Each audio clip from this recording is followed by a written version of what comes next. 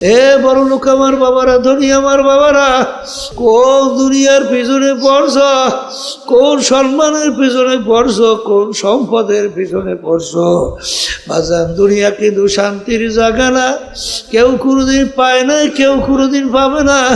কিন্তু মনে রাখি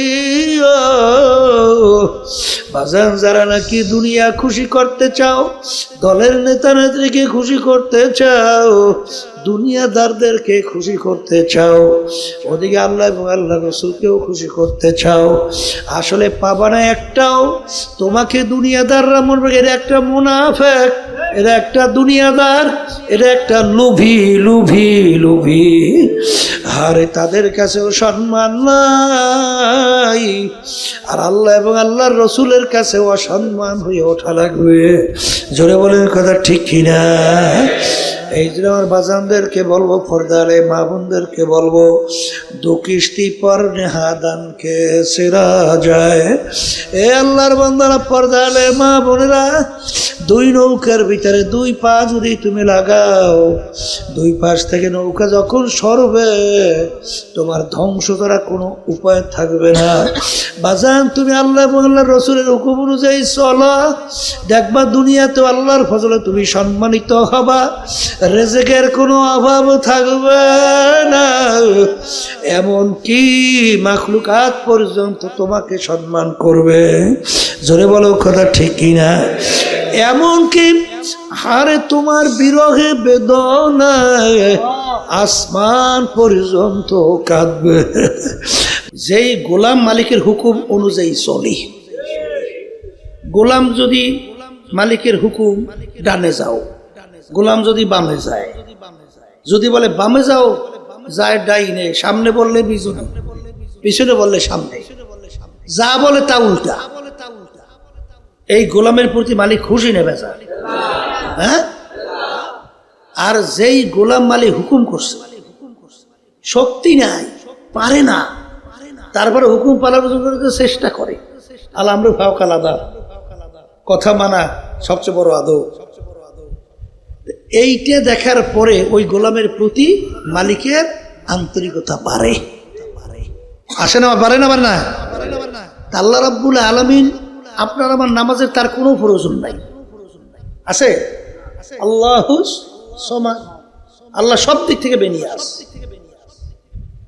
আপনার আমার তো ইবাদতের মুখাফিক্ষী না আল্লাহ, কিন্তু আপনাকে আমাকে দুনিয়ায় পাঠাইছেন উদ্দেশ্য কি? লিয়াবলুয়াকুম আইয়ুকুম আহসানু আমালা।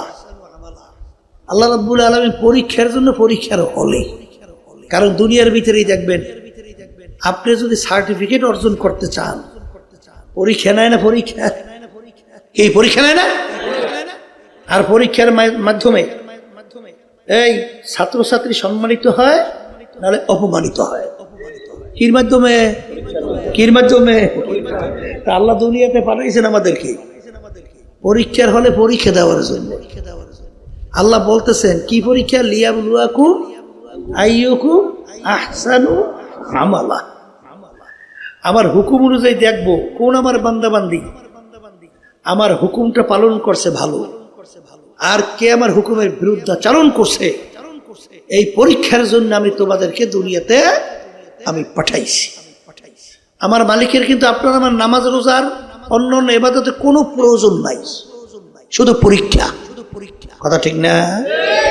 এই জন্য আমার ভাইদেরকে বলবো, পর্দা আলে মা বোনরা যারা শুনতেছেন, অনেকে ভয় পায়, হুজুর আসলে বিশেষ করে আমার যুবক বাবারা, পর্দা আলে কিছু মা বোনেরা নামাজের কথা শুনলে ভয় পায়, রোজার কথা শুনলে ভয় পায়, পর্দার কথা শুনলে তো ভয়ের শেষই নেই, হারাম হালাল তরিজ করে খাওয়া কথা বললে ভয় পায়, সুন্নাত তরিকায় চলতে বলে কি পায়?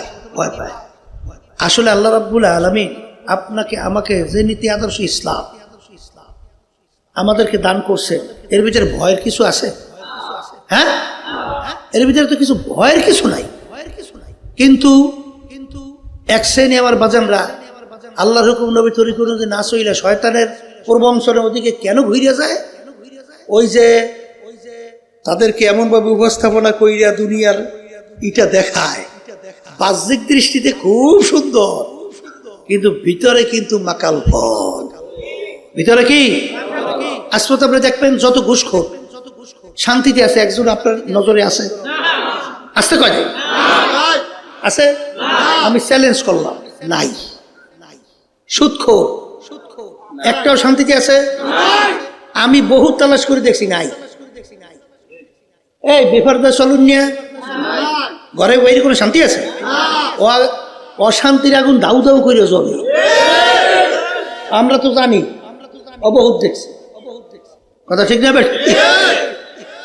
তাইলে এই যে মিথ্যা কথা বললি, ওর মধ্যে শান্তি আছে? ওর নিজের ওই বিষাক্ত মিথ্যার সবলে নিজে ধ্বংস হয়ে যায়। কারণ যে মিথ্যা সাক্ষী দেয়, যে মিথ্যা কথা বলে, ও নিজে শান্তি পায়? ওর নিজের ভিতর থেকে ধ্বংস করে বাস্তবতা। কিন্তু তাহলে বোঝা গেল, অনেকে মনে করে যে এটার ভিতরে খুব শান্তি, আসলে বাস্তবে শান্তি নাই। আসলে বাস্তবে শান্তি নাই। এই জন্য আমার আব্বাজান রহমাতুল্লাহি আলাইহি বলতেন, শান্তি নাই, পায় নাই, এরপরে এদিকে দৌড়ে খা। ওই যে আল্লাহ বলছেন, শয়তান এমন ভাবে উপস্থাপন করে দেখায়, ওদিকে মন দেল ঝোঁকে, কিন্তু ওই প্রবঞ্চনায় পড়া যাইবে না। কথা ঠিক না? ঠিক। দেখবেন আমার আব্বাজান কি একটু উদাহরণ দিয়ে বলতেন, দুনিয়াতে মূলত তিনটা জিনিসে শান্তি। কয় জিনিসে? তিন জিনিসে মূল হিসাব করে, তিন জিনিসে শান্তি। একটা হলো খাওয়ার শান্তি, একটা কি শান্তি? আর একটা হলো স্বামী স্ত্রীর শান্তি, আর একটা হলো ঘুমের শান্তি। এই তিনটাই তো মূল। হিসাব নিকাশ করলে দেখবেন ঘুরিয়ে মুড়িয়ে ওই তিনটে। কথা ঠিক না? ঠিক। এই তিন শান্তি কিন্তু দুনিয়াদার হারামখোর, ঘুষখোর, সুদখোর, মিথ্যাবাদ, জুলুমবাজ, খুনি, জুলিম, জালেম, একটা ওদের মধ্যে না। বহুত পরীক্ষা করে দিছে, একটাও নাই। সিংহভাগ বড় লোক ঠিক মতো খাইতেই পারে না, ঠিক মতো খাইতেই পারে না। বাংলাদেশের ভিতরে বড় বড় ধনী, বহুত ইতিহাস আছে। তামাম দুনিয়ার ভিতরে বড় ধনী বলছিল, এমন দুনিয়ার কোন ডাক্তার আছে আমার পেটের মধ্যে যদি এক টুকরা গোশত হজম করাইয়া দিতে পারে, দেখাইতে পারে, আমার সব সম্পদ, না জানি সম্পদের অর্ধেক 3 ভাগের 1 ভাগ কি জিনিস বলছিল, পুরো স্মরণ নাই, তাকে লিখে দেব। দেখেন তামাম দুনিয়ার ভিতরে সবচেয়ে বড় ধনী, পেটের কন্ডিশন আল্লাহ রাব্বুল আলামিন তৈরি করেছেন, এক টুকরা গোশত হজম করার শক্তি নাই। আচ্ছা বলেন তো, ওর এই সম্পদের মূল্য কি? একটু চিন্তা করিয়া কইয়েন, আছে কোনো মূল্য? কোনো মূল্য আছে? কোনো মূল্য নাই। বাংলাদেশের বড় ধনী ইতিহাস বলে শুনবেন, খালি ডাবের পানি খাই আর যাও খাইয়ে যাওয়া লাগছে, আর কিছু খাইতে পারে নাই। আর স্বামী স্ত্রীর শান্তি কত চিন্তাই করা যায় না, কত আমরা সব জানি। আমাদের কাছে এসে বলে, হুজুর এই অশান্তি কোনো শেষ নাই। বুঝেন নাই কথাটা? একটা লাগে আরেকটা লাগে কোনো মিল আছে? কেমনে থাকবে? অসম্ভব। কারণ স্বামী চলে এক ধরনের, স্ত্রী চলে আর এক ধরনের। আল্লাহ রাব্বুল আলামিন তবিয়ত বানাইছে, কোন স্বামী যদি অন্য মেয়েদের সঙ্গে হাসাহাসি ডলাডলি বিভিন্ন কায়দায় করে, শান্তি, স্ত্রী খুব শান্তির থাকে, তো শান্তির থাকে না? আবার কোন স্ত্রী যদি অন্য পুরুষের লাগে ডলাডলি হাসাহাসি করে, স্বামী খুব শান্তি, স্ত্রী নিয়ে খুব শান্তিতে আছে না? ওই দেখেন এর ভিতরে আরাম নাই, নাই, বাস্তবে নাই। কথা বুঝতে পারছেন? এই জন্য আমার বাজানদেরকে বলবো, তাহলে স্ত্রী স্বামী শান্তিও নাই, খাওয়ার শান্তিও নাই, ঘুমের শান্তি মোটেও নাই। সিংহভাগ বড় লোক ও পেরার সময় অচেতন হইয়া মদ খাইয়া বিভিন্ন কাদায় ও মানুষের জীবন না, অচেতন হয়ে পড়িয়ে থাকে। কথা বলছে, অচেতন হয়ে পড়িয়ে থাকে, শান্তি বলতে আসলে নাই। আর দিনদার দুনিয়ার ভিতরে বাংলাদেশেও দেখবেন গরিব আল্লাহওয়ালা, তিনি জিনিসের শান্তির শেষ না। কথা ঠিক কিনা? ঘুমের শান্তি তো বুঝছে, ও রাস্তা ওকার ওই ক্ষেতের আইলো আইছে না, ওই যে জমির সীমে না আর গাছের গোড়া হোক, কোন কায়দায় একটা ইটপিট পাইছে, মাথাটা ঠেকাইছে, 10-15 মিনিট পর মনে হয় আরে এই জগতে নাই, ওরে নাকের টান, মনে হয় যে সুখের ঘুম ঘুমায়। এই কথা ঠিক না ঠিক? তাহলে ঘুমের শান্তি আল্লাহ দিনদার দুনিয়াদার গরিবের মধ্যে দান করছে। স্ত্রী স্বামীর শান্তি যদি দিনদার স্ত্রী হয় আর দিনদার স্বামী হয়, এ আমাদের বহুত হাজার হাজার লক্ষ লক্ষ জানা আছে, শেষ নাই, শেষ নাই। যখন সারাদিন কাজ করার পরে ঘরে আসে, ঘাম পড়তেছে, স্ত্রীর দৌড়িয়ে এসে পাখা নিয়ে একটা টান দেয় বাতাস, সারাদিনের কষ্ট মুহূর্তের ভিতরে শেষ। আর সারাদিন হাজার হাজার কোটি কামাই করে ঘরে যাওয়ার পরে মুখের ভেটকি কি সব টাকা পয়সার মজা সব শেষ। কি শান্তি পাইছে? নাই, পাইবে কোথায়? কথা ঠিক না ঠিক?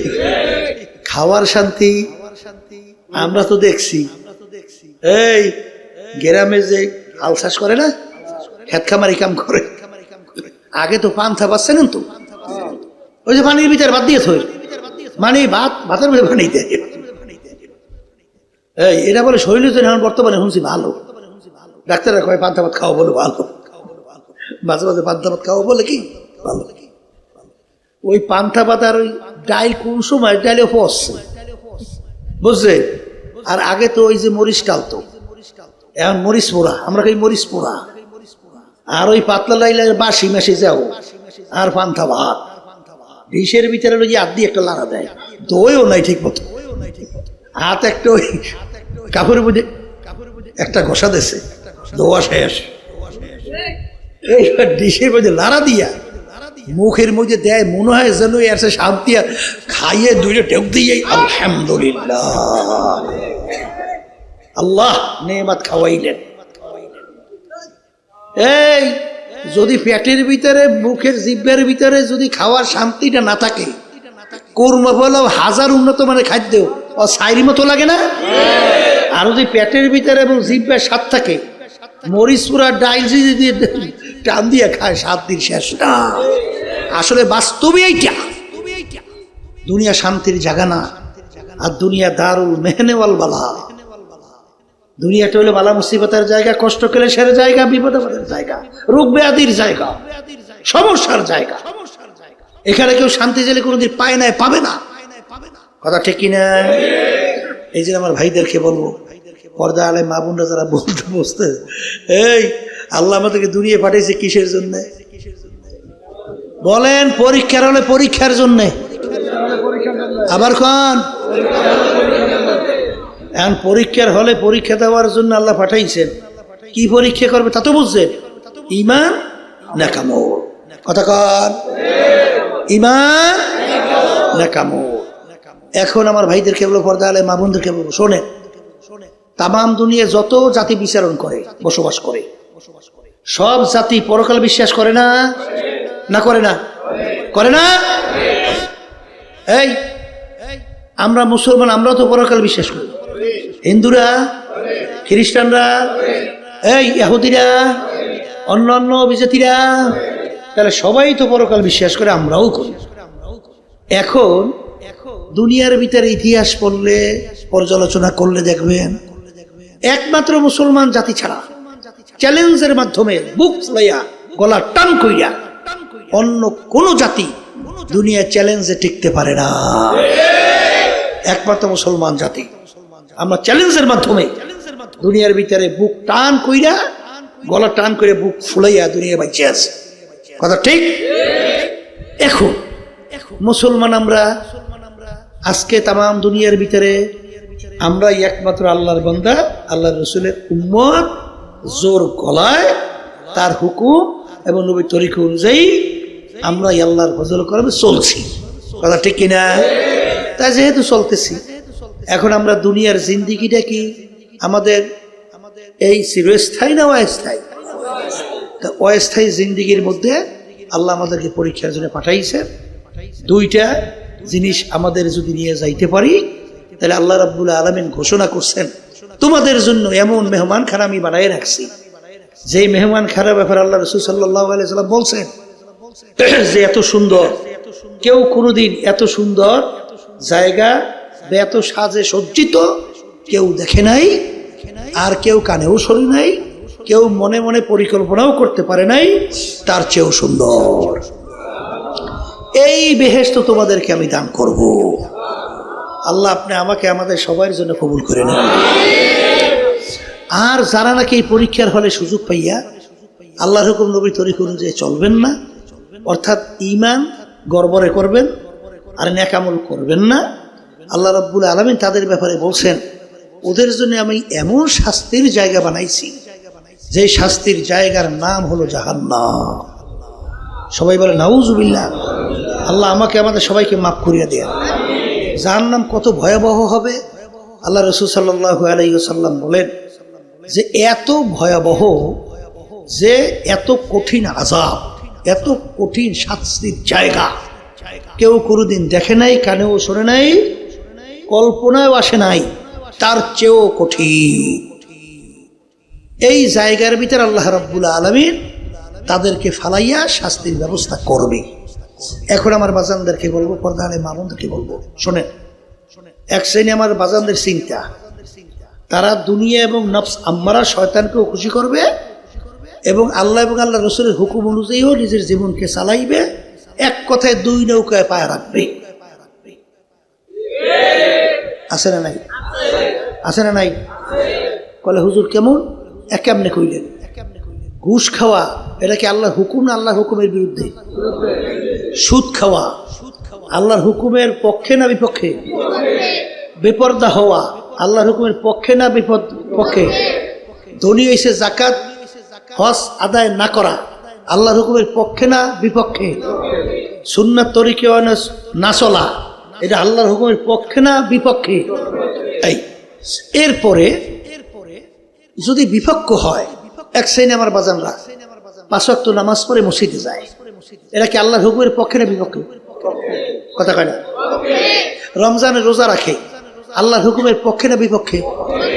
আচ্ছা, এরপরে যাকাত দেয়, হজ করে, অন্য অন্য এগুলো করে কি করে না? কার পক্ষে? আচ্ছা এখন বলেন তো, একটা সে করলো আল্লাহর বিপক্ষে আর একটা করলো আল্লাহর পক্ষে, এখন ব্যাপারটা কেমন? এখন আল্লাহ রাসূল সাল্লাল্লাহু আলাইহি ওয়াসাল্লাম বলতেছেন যারা এইভাবে চলবে, যারা এইভাবে চলবে, অর্থাৎ দুনিয়াকেও তারা খুশি রাখবে, নফস আম্মারাকেও খুশি রাখবে, এক কথায় দুনিয়াদার দলের নেতা নেত্রীদেরকেও খুশি রাখবে এবং আল্লাহ এবং আল্লাহ রসুলকে খুশি রাখতে চাবে, দুইটা একাত্রে কোনোদিন হবে না। দুইটা একাত্রে কোনোদিন হবে না, আমি বলি নাই, আল্লাহ রাসূল সাল্লাল্লাহু আলাইহি ওয়াসাল্লাম বলছেন দুনিয়া এবং আখিরাতের সম্পর্ক কাজুরাতাইন, দুই সতীনের মতো। স্বাভাবিক আপনি দেখবেন এক স্বামীর যদি 2 স্ত্রী থাকে, একসঙ্গে 2 স্ত্রীকে একত্রে যেরকম খুশি রাখা যায় না, একজনকে যদি আপনি খুশি করেন অন্যজন কষ্ট বা বেজার হবেই হবে। না বাস্তব? না বাস্তব? বাস্তব না বাস্তব? আল্লাহ রাসূল সাল্লাল্লাহু আলাইহি ওয়াসাল্লাম বলে যেরকম দুনিয়া এবং আখিরাতকে একত্রে খুশি রাখা যায় না, তুমি দুনিয়াকেও খুশি রাখবা আখিরাতকেও খুশি রাখবা, এটা কোনোদিন হয় না। তুমি যদি আখিরাতকে খুশি করো দুনিয়া বেজার হবেই হবে। আসতে কয়। আবার তুমি দুনিয়াকে যদি খুশি রাখো আখিরাত বেজার হবেই হবে। কি বাস্তব না বাস্তব? বাস্তব না বাস্তব? এই বাজানদেরকে বলবো, এক শ্রেণী আমার বাজানরা আছে, এই বিবাহ করছে, স্ত্রী বা স্বামী, স্বামী দুনিয়াদার, স্ত্রী আল্লাহওয়ালা, কথা ঠিক কিনা? এরপরে হয়তোবা স্বামী আল্লাহওয়ালা, স্ত্রী বাজে দুনিয়াদার, ঠিক কিনা? এখন স্ত্রী বলে আমার ঘরের ভিতরে টেলিভিশন আনা লাগবে, আর স্বামী বলে না, এই ঘরের ভিতরে টেলিভিশন আনলে সবসময় গুনার ভিতরে লিপ্ত থাকা লাগবে। কি বেকায়দা বাজছে কি বাজে না? এখন তুমি স্ত্রীর কথা মানতে যাইয়া তুমি যদি আল্লাহর হুকুমের বিরুদ্ধাচরণের ভিতরে লিপ্ত হও, ওদিকে আল্লাহ এবং আল্লাহর রাসূল বেজার, এরপরে তুমি যখন মসজিদের ভিতরে সেজদায় পড়ে আল্লাহকে খুশি করতে যাও, তখন দেখবা দুনিয়াদাররা তোমার উপরে বেজার। এই বেজার কি বেজার না? এই জন্য দরুটা একত্রে কি রাখা যায় না? আসতে কম। কিন্তু ভালো করে মনে রাখো, যদি আল্লাহ এবং আল্লাহর রসুলকে খুশি করার জন্য তুমি যদি নফস আম্মারার সঙ্গে জিহাদ করতে পারো, আল্লাহর হুকুমের বিরুদ্ধাচরণ না করো, তুমি যদি আল্লাহ এবং আল্লাহর রসুলকে খুশি করার জন্য তুমি রাস্তার ভিতরে নাই বা চলতে থাকো, বাজান তুমি দেখো দুনিয়া তোমার পায়ের উপরে এসে পড়বে। কি এসে পায়ের উপরে পড়বে? আবার কোন কি পায়ের উপরে পড়বে? বাস্তবতা আছে না নাই? একই তো বাস্তবতা আছে, আছে না? আছে না? বাস্তবতার কোনো শেষ নাই। কিন্তু তুমি জানি রাখো, এক শ্রেণীর আলেম ওলামা আমাদের একত্রে যাইতে ভাই, আমরা কই যাইতে ভাই, কথা ঠিক না? ঠিক। এক শ্রেণী আমার আলেম ওলামা আমার বাজাররা, মুফতি মুহাদ্দিস আমার বাজাররা, তারা কিন্তু দেখবেন আল্লাহ মাফ করুক, দুনিয়াকে খুশি করার জন্যে, বিভিন্ন পদের জন্য, সম্মানের জন্য, টাকার জন্য বিভিন্ন কায়দায় কায়দায় ইসলাম আল্লাহ এবং আল্লাহ রসুলের হুকুম এর বিরুদ্ধাচারণ কইরা তাদের বিভিন্ন অবস্থান আমরা দেখতে পাই। আজ থেকে কথা ঠিক না বেঠি?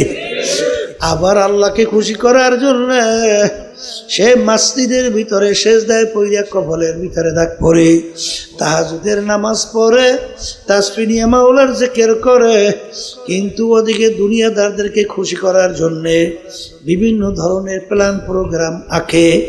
কিন্তু ভালো করে যাই না রাইখো, তুমি খসরাত দুনিয়া ওয়াল আখিরাত।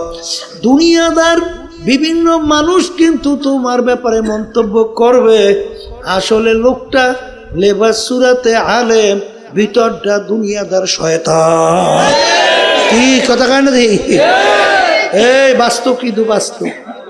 সম্মান তো দূরের কথা, মনে মনে ঘৃণা করে, ঘৃণা করে। কি করে? মনে মনে ঘৃণা করে। বাস্তব কথা, ঠিক না? এই জন্য আমার বাজানদেরকে বলবো, পর্দার এই মা বোনদেরকে বলবো, যাইয়ে দেখো ইয়ারউদ্দিন সাহেব রহমাতুল্লাহ আলাইহি পটুয়াখালী জেলা মির্জাগঞ্জ নদীর কিনারার ভিতরে ঘুমায় আছে। বাজান, সে কিন্তু দুনিয়ার ভিতরে সাধারণ একজন লোক ছিল, ব্যবসায়ী, দোকানদার, বাহালি, অর্থাৎ বিভিন্ন পেঁয়াজ রসুন আদা সহ বিক্রি করত। যাইয়া দেখো লক্ষ লক্ষ মানুষ তার কবরের পাশে যায়, সালাম দেয়, দু চোখের পানি সাইরা দোয়া করে। বাজার আমি কয়েক বছর মাসখানিক, কয়েক মাস মানে বছর খানিক হইতে পারে, আমি স্পিড বোর্ডে যাইতেছি, হঠাৎ দেখি ড্রাইভার ওখানে হঠাৎ বোটটাকে টবের করলো। ব্যাপার কি?